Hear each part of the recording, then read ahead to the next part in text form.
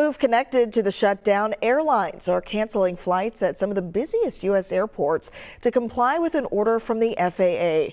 The FAA ordered the flight reductions at 40 high-volume travel hubs, including at MSP. 4% today, ramping up to 10% next week. The cuts are in response to air traffic controller shortages who've been working without pay. Three headlines that I am going to read. The first one from the New York Times. Travelers confused and concerned are reconsidering flying. That is from the New York Times. The second one, this is from USA Today. How many cancelled flights? Daily tally crosses 1,000 as weekend begins. The next one, travelers face, this is actually from CNN, travelers face mounting delays this weekend as airlines cut hundreds of flights due to shutdown. Here is what to know. Hi, if you're new here, my name is Sylvie. I am a startup founder in the edtech space and I love creating content.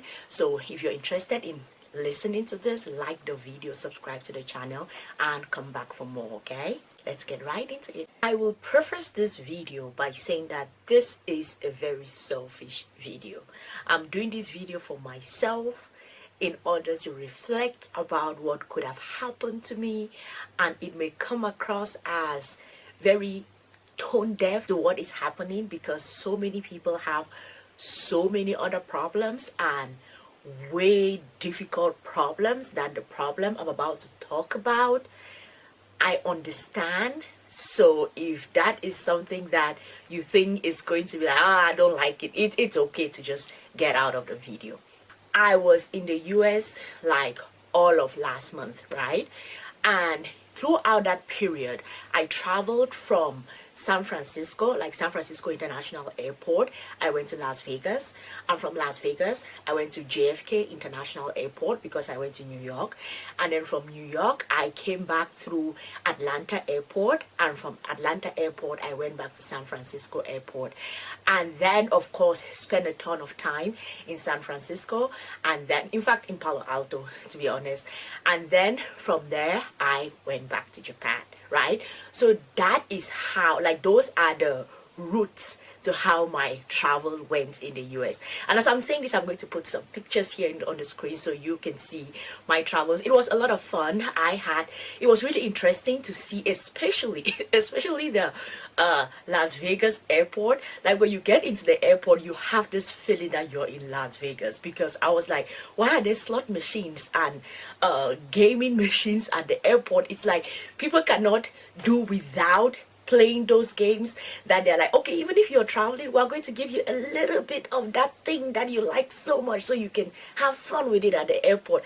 I'm very sure many people miss their flights because that thing is really addictive. And when I stood there looking at people who were playing it, and I was just like, oh wow.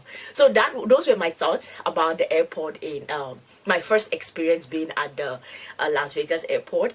And then my thoughts about JFK. JFK was, I don't know if it was because it was domestic flight, but it looked very, very normal. I thought, like, when I had thought about John F. Kennedy International Airport, I thought it was going to be this huge place like never seen before. I thought it was going to be something like Narita, but it wasn't the case at all. It was just like, okay, this looks nice. And then my last thoughts about Atlanta Airport, and then I'm going to go to the real reason why I am making this video.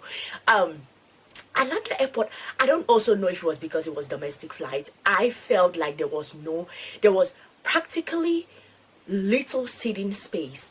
Like when I arrived Las Vegas airport, right, I could like walk around. I saw all the slot machines, people playing games. There was a huge place where we could sit, like different places that you could actually sit. But when I got to the LA airport, it felt like it was just, you sit in this tiny place, get ready for your transit, and then you get on the flight, and then that is it. So I felt a little bit, oh my goodness, okay, it felt small to me. It wasn't as I expected.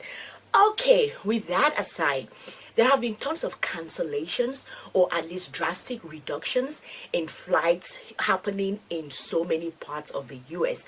And I was checking through, okay, what airports were affected.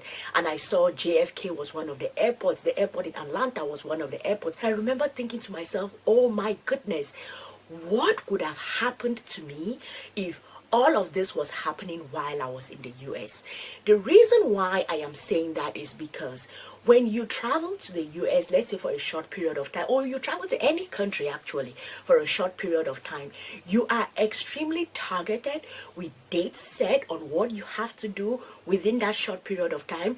Remember, it has taken you a ton of time, a ton of energy, a ton of money just to prepare the visa processes in order to go to that country.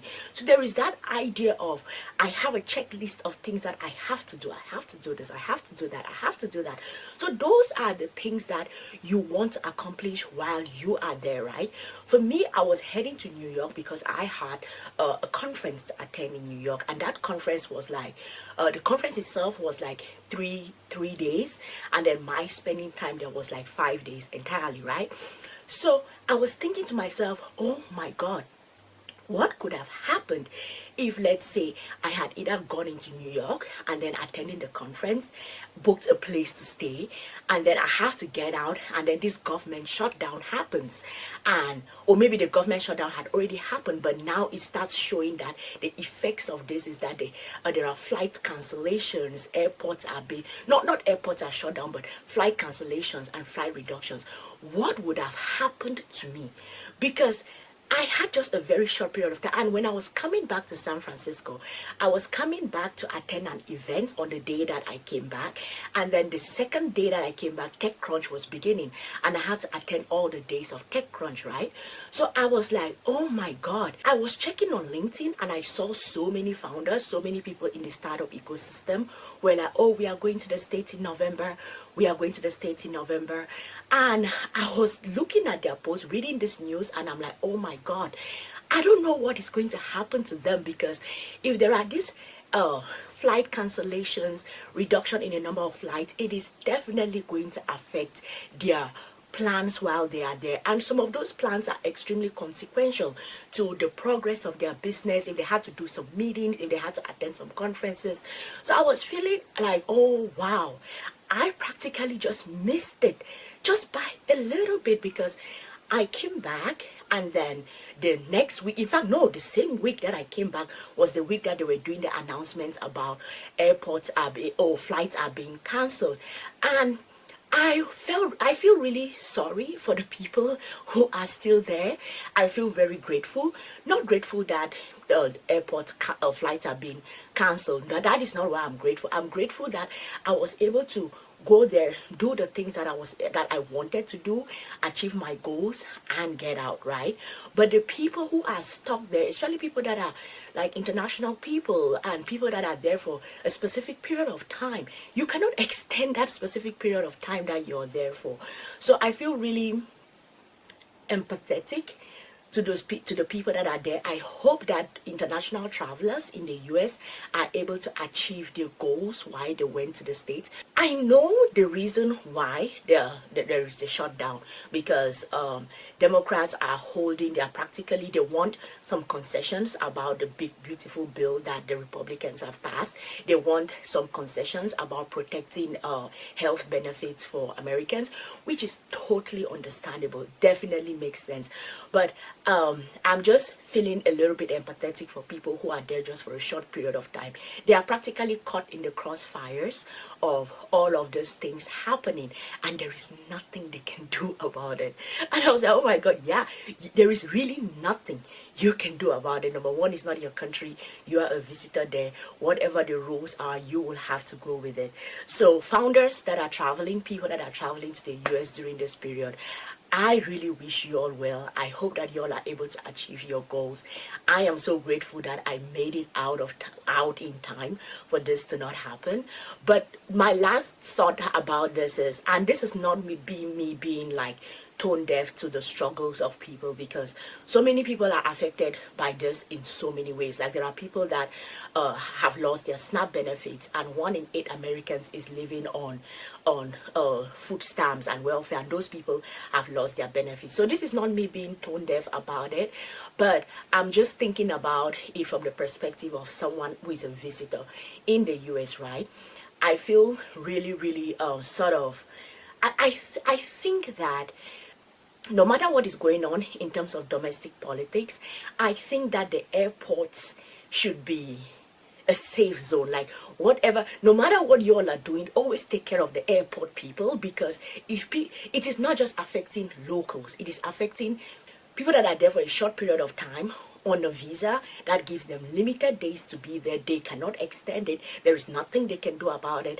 And some of these people are startups, and startups mostly are bootstrapped, or maybe some people have raised some money, but they are probably the churn rate of what they are doing is so high that maybe they are losing a ton of money, they are burning a ton of cash, and they are going to have, because in terms of investors, the US invests a ton more. Like you will find way more investors in the US. That's why people go to the US in order to fundraise, right?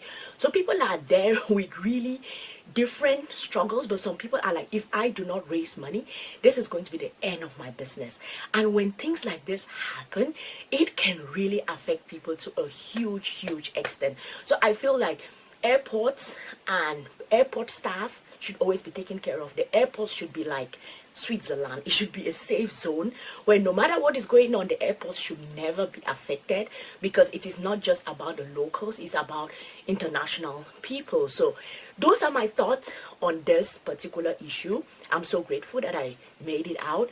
And if you are someone traveling in the US during this holiday period, or you're there as a startup founder trying to attend events, how is it going? Has the flight reductions, flight cancellations, has it affected you? How are you coping? I hope you all are doing well. Y'all take care out there, okay?